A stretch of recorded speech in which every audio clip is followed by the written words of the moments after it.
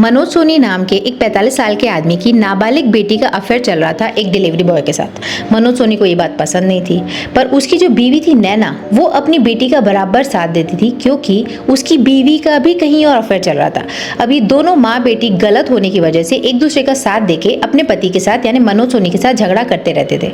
अब आस पड़ोस के लोगों को इनके घर से हमेशा झगड़े की आवाज़ आती रहती थी, पर एक दिन 18 अप्रैल की रात के बाद से उनके घर से झगड़े की आवाज़ आना बंद हो जाता है।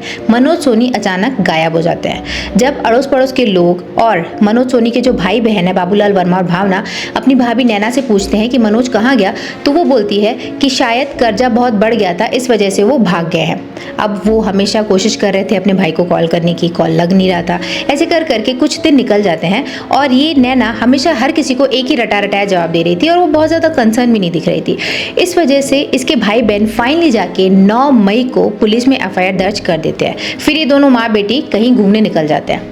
इसके बाद पुलिस थोड़ा कम सीरियस होती है। फिर 11 जुलाई को फिर से एफआईआर किया जाता है हत्या के मामले में, यानी वो बोलते हैं कि हमें डाउट है कि शायद इन माँ बेटी ने ही कुछ किया है। ये नाम लेके वो पुलिस में फिर से एफआईआर दर्ज करते हैं। इसके बाद पुलिस थोड़ा सीरियस होती है और सीडीआर चेक करती है, यानी कॉल डिटेल्स निकालती है इन माँ बेटी की। सीडीआर चेक करने के बाद पुलिस के सामने एक नया नाम आता है, विमल चौधरी।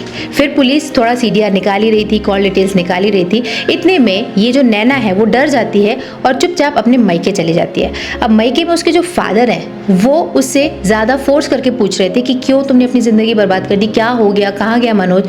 फिर वो आके एकदम गुस्से में और डर के मारे अपने पिता को सब बता देती है कि 18 अप्रैल की रात को मैंने अपनी बेटी के साथ मिलके मनोज सोनी को पहले तो दूध में नशीला पदार्थ दिया। जैसे ही वो बेहोश हो गया तो उसकी बेटी का जो बॉयफ्रेंड है विमल चौधरी वो भी आया। हम तीनों ने प्लान करके, मेरी बेटी ने मुझसे कहा कि मूसली लो मम्मा, उसके सर पे मार दो अपने पिता के, तो उनके चेहरे को वो कुचल देते हैं।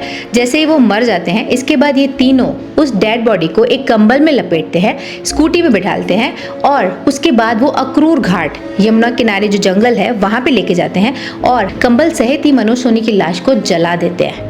फिर वो चुपचाप वापस आ जाते हैं। जैसे ही ये बात नैना के पिता को पता चलती है वो चुप नहीं बैठते। एटलीस्ट उन्होंने एक नोबल कॉज किया कि वो जाके पुलिस में अपनी ही बेटी के खिलाफ बता देते हैं कि उसने ऐसा किया है।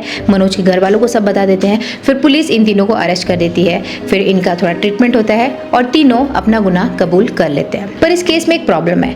एक तो स्कूटी तो बरामद हो गई, पर मनोज सोनी की डेड बॉडी के अभी कोई भी अवशेष नहीं मिले हैं। क्यों?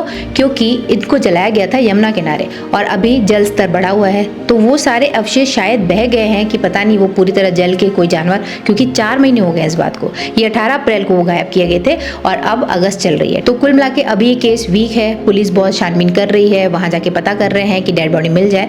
पर मतलब कंक्लूजन ये है कि अब ये औरतों को हो क्या गया है।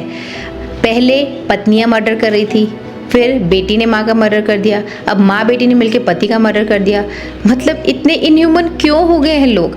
अगर औरतें इसी तरीके से मर्दों को मारने लग गई तो भाई तुम लोग को आपस में ही शादी करनी पड़ेगी। लड़के बच्चा करने से, शादी करने से भी डरेंगे। मतलब मुझे तो सच में बहुत अजीब लग रहा है ये सारे केसेस जान के। आपको क्या लग रहा है मुझे नीचे कमेंट सेक्शन में ज़रूर बताइए।